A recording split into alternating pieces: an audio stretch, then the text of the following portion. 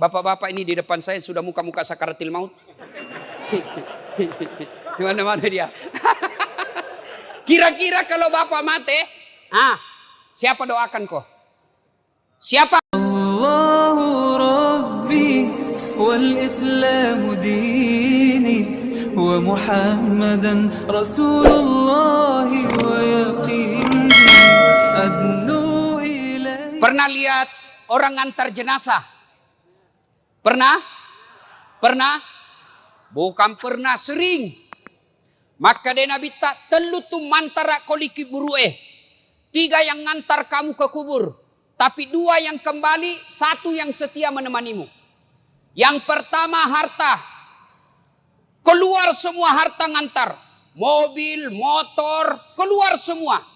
Begitu masuk kubur, ada harta yang masuk? Ada? Ada harta yang masuk? Ada kain kafan. Tidak ada orang mentang-mentang kaya kasih masuk handphone. Kasih masuk kipas angin. Tidak. Kaos kaki saja orang Islam tidak boleh kau pakai. Yang kedua mengantar kita apa? Keluarga. Keluar semua teman-teman, keluarga kita, sahabat kita pergi mengantar ke kubur. Tapi begitu masuk di kubur, ada yang mau temani? Ada yang mau temani? Tidak. Meskipun bapak kalau meninggal istrinya, meskipun sayang sama istri, mau masuk di kubur. Nabi bilang, kemanapun kau pergi, aku akan mengikutimu.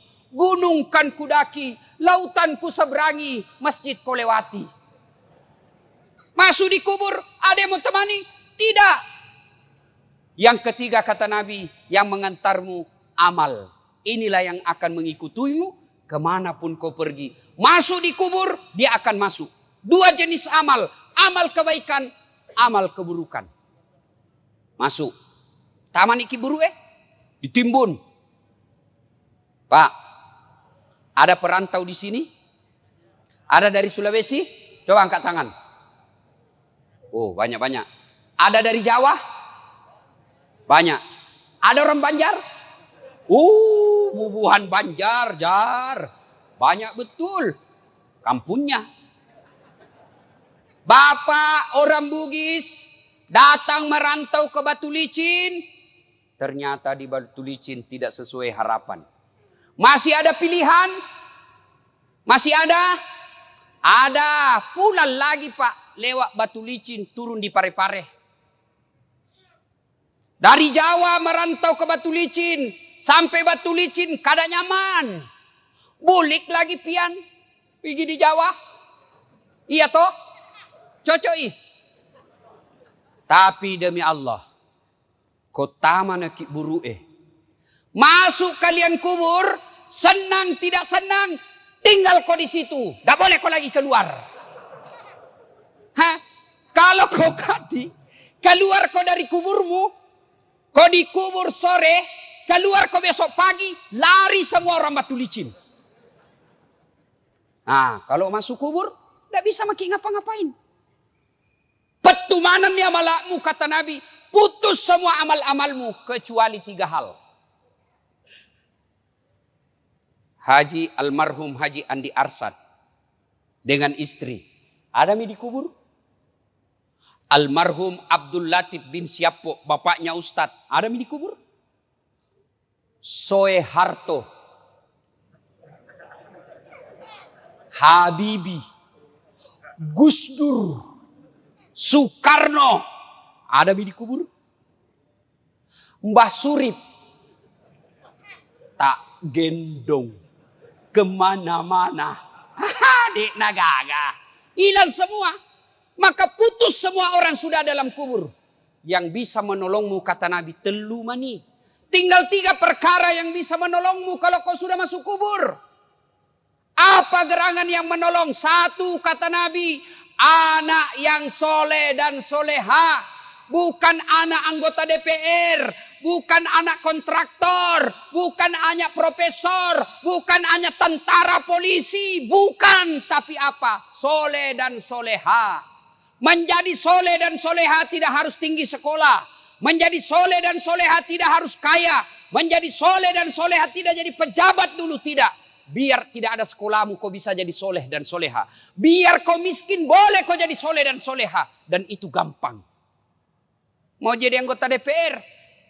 Wane piro. Mau jadi bupati? Lebih mahal lagi, tipu kiri kanan. Mau jadi pengusaha batu bara, siaga duitmu. Mau kau jadi soleh dan soleha, biar kau miskin bisa. Mau kau jadi soleh dan soleha, biar tidak ada sekolahmu, boleh. Gampang. Nih bapak-bapak ini di depan saya sudah muka-muka sakaratil maut. Di mana-mana dia. Kira-kira kalau bapak mati, siapa doakan kau? Siapa? Istrimu. Kalau dia masih muda, kawin lagi. Ibu-ibu, kalau meninggal, siapa doakan? Suami.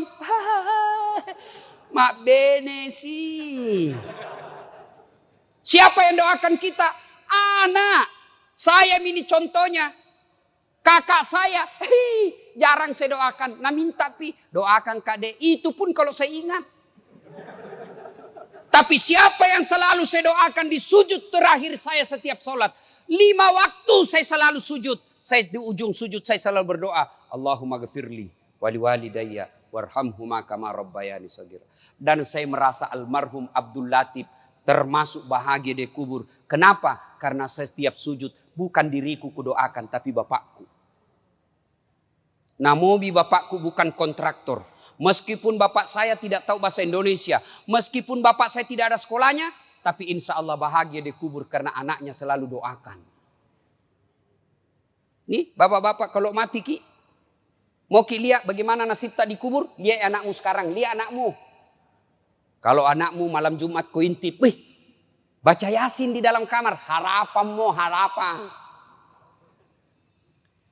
Pagi-pagi, siapa buka pintu itu? Rintip, tahu wah. Anaknya yang bungsu buru-buru ke masjid. Harapan no.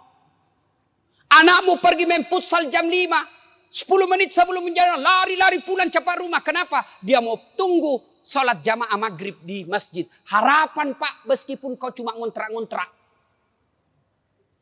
Biar anakmu tinggi sekolahnya. Banyak uangnya. Banyak istrinya. Tapi tidak pernah sembahyang. Macilaka kok. Pintar bahasa Inggris Ustaz. Apa hebatnya pintar bahasa Inggris? Nah bilang jago sekali anaknya itu Ustaz. Masih SD pintar bahasa Inggris. Nah banyak anak-anak pintar bahasa Inggris. Nggak percaya pergi kok di Inggris. Itu anak-anak di Inggris Pak. Bahasa Inggris semua. Apa kalau dia pintar bahasa Inggris? Memangnya kalau dia pintar bahasa Inggris berdoa pakai bahasa Inggris? Oh my God. Please help me my mother. Bleh. Pasti bahasa Bonjar juga. Bujur. Maka Pak Bu. Yang bisa menolong Bapak seketika kubur. Anak yang soleh dan soleha. Yang kedua. Yang bisa menolong kita ketika sudah masuk di kubur. Apa? Sedekah. Nih bapak-bapak yang banyak cincinnya. Jamrud. Ruby. Pak Sudian. Mahal jamnya. Kalau pian mati. Siapa pakainya itu?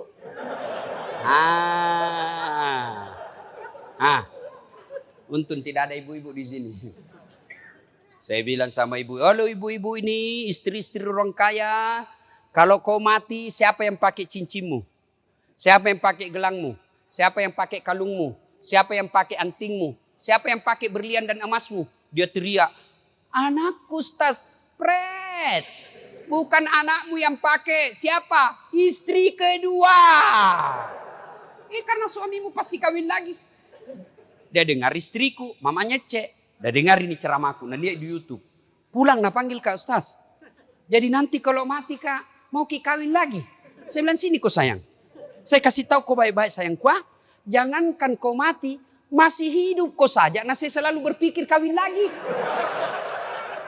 Apa Apalagi kau mati no Tidak. Maka bapak-bapak, jangan kau berharap nanti anakmu yang sedekah. Jangan. Lebih baik kau sedekah memang di sekarang. Di Sulawesi Selatan, mohon maaf kalau ada keluarganya di sini. Ada yang namanya Haji Andi Sose. Ketua Legiun Petran, sudah arwah sekarang. Beliau kalau saya tidak salah 99 tahun meninggal atau lebih 100 tahun. Tidak pernah kita dengar sakit. Tidak pernah dihina orang. Tidak pernah kita dengar cerita jelek. Hebatnya 165 masjid dia bangun di Sulawesi. Kalau Bapak ke Sulawesi Selatan, ada Bapak lihat masjid 45, itu beliau yang bangun. Kira-kira di Batu Licin ini, Tanah Bumbu, ada orang membangun 165 masjid. Tidak ada pipa. Dan tidak pernah kita dengar bangkrut. Maka Bapak kalau susah hidupmu, kenapa ini saya miskin terus? Karena tidak mau kau bersedekah. Bagaimana mau bersedekah dan miskin? Bersedekah kau supaya kaya kau. Jangan kau tunggu kaya baru bersedekah. Sedekah itu tidak selalu fulus. Ada masjid dibangun. Ada dengar di komplek kita masjid dibangun. Sedekah kau. Yang kaya sedekah kau dengan semen, besi, tembok, semen. Yang pejabat sedekah kau dengan tanda tanganmu. Yang tidak punya jabatan, yang tidak punya uang, sedekah kau dengan tenagamu, pergi kau angkat semen. Saya tidak kaya, tidak pejabat, tidak kuat Ustaz, tapi saya mahasiswa, sedekah kau dengan otakmu. Pikir bagaimana supaya ini, pikir ini. Ustaz, saya pandai menggambar, nanti saya gambarkan. Saya pandai ada ketik komputerku, saya ketik undangannya. Itu sedekahmu. Saya bukan pejabat, saya bukan orang kaya, saya bukan mahasiswa, saya tidak punya tenaga kerja keras. Apa sedekahmu? Diam kau. Jangan kau banyak bicaramu. Ada juga itu tidak pernah datang berjamaah, tidak pernah nyumbang, tidak pernah ikut rapat. Mak kau bawa nolah cilaka. Ya mega bicara. Sedekah Pak. Bapak-bapak ini terutama kita yang sudah tua, sedekah Pak. Demi Allah kalau Bapak sudah masuk kubur, menantinya bukan 1 tahun kau dikubur. Bukan 100 tahun kau dikubur. Tidak balik-balik mako. Mondronok kau tu, dena gagamu lisu. Sedekah Pak. Ada orang tidak mau sedekah pada luannya banyak. Apa nak pikir, anakku kasihan. Bagaimana nanti anakmu lentongi rezekinya. Enak sekali tuh anak. Dikasih sekolah, dikasih menikah. Dibelikan rumah, lahir cucunya kita lagi akekai. Dibelikan lagi mobil cucu. Dikasih sekolah lagi cucunya. Iya kalau ingat kok, kalau mati kok. Anak lentongi rezekinya. Yang penting anak kasih sekolah. Sudah kasih sekolah, ada rezekimu, kasih modal kerja. Jangan mau kau urusi rumahnya, biar ton dia urus. Enak sekali dia jadi anak kalau semua mau diurus. Yang wajib kamu ikuti terus sampai ajalnya, nasihatnya. Nasihati sampai ajalnya tiba. Tapi rezeki biar dia urus dirinya. Nak, sudah mau kau kasih sekolah. Sudah mau kau kasih modal. Wayalemu, ini harta yang saya kerja. Sudah mau kau kasih warisan. Bagianmu sudah ada. Saya mau nikmati. Saya mau bangun masjid. Saya mau nikmati. Saya bangunkan panti asuhan. Saya bikinkan anak yatim rumah. Supaya saya enak ton di kuburku. Wayalemu. Yang ketiga, yang bisa menolong kita ketika sudah masuk alam kubur, ilmu yang bermanfaat. Makanya kalau dapat ceramahnya Dasat Latif di grup-grup WhatsApp, share. Langsung sebar. Jangan kau yang sebar yang lain-lain. Dilihat dosa, tidak dilihat barang bagus. Jangan itu saja mau sebar, cilaka. Yang bagus-bagus juga kau sebar. Ibu bapak saudara-saudara sekalian, panjang kita mau sampaikan. Tapi waktu terbatas. Pegang maki ini 3. 1, anak yang soleh dan soleha. Yang kedua, sedekah. Tidak ada orang bangkrut gara-gara sedekah. Malah kalau mau bapak kaya tolak bala, sedekah. Kenapa itu anakku Ustaz susah sekali dinasihati? Tidak pernah ku sedekah. Kalau bapak bersedekah, lihat siapa dikasih. Kalau guru kita kasih, bu imam kita kasih, das atlatif kita kasih, jam mau kau kasih dasi. Tidak usah kau kasih sepatu pantopel. Kapan pindah pakai? Ustadz Pak Imam pakai dasi kupu-kupu. Apa kasih bu imam? Kasih sarung dengan amplop. Tapi kasih tong isinya. Tidak ada gunanya amplop kalau tidak ada isinya. Ayo, anak sekolah, ya mau kau kasih sarung. Lebih utama, kasih bayarkan SPP-nya. Itu lebih manfaat. Kasih yang bermanfaat. Sedekah. Kemudian yang ketiga, ilmu yang bermanfaat. Bapak dalam grup WhatsApp punya 10 grup. Sebarkan 10. 10 grup itu masing-masing anggotanya 100, 1000. 1000 Bapak sebarkan dakwah-dakwah. Masa tidak ada yang ngamalkan? Kalau ada yang ngamalkan, selama dakwah itu diamalkan, maka yang menyebarkan dapat pahala. Ustadznya dapat pahala, yang menyebarkan juga dapat pahala. Tapi sebaliknya kalau Bapak selalu sebarkan berita-berita bohong, seperti hoax soal vaksin. Vaksin ada chip, ada besinya. Komunis. Siapa ajar kok? Bilang ada besinya di sini Ustaz. Kamati semua itu tentara sama polisi kalau itu vaksin jelek. Mana ada polisi sama tentara belum divaksin? Tanya begitu polisi ada di sana. Tanya Mi. Tanya. Sudah divaksin toh? Ya mau kau vaksin tidak terima gajimu. Itu. Kalau vaksin ini jelek Pak. Pasti tentara sama polisi sama pegawai negeri mati semua Mi. Sudah semua divaksin. Saya sudah divaksin. Alhamdulillah sehat walafiat. Tapi Bapak yang sebarkan berita-berita bohong soal vaksin. Selama berita itu beredar, selama itu Bapak edarkan kebohongan, dapat dosa. Meskipun Bapak sudah mati dikubur, dapat kok dosa. Daripada sebarkan berita bohong, mending sebarkan berita kebaikan. Terima kasih, lebih dan kurangnya mohon dimaafkan.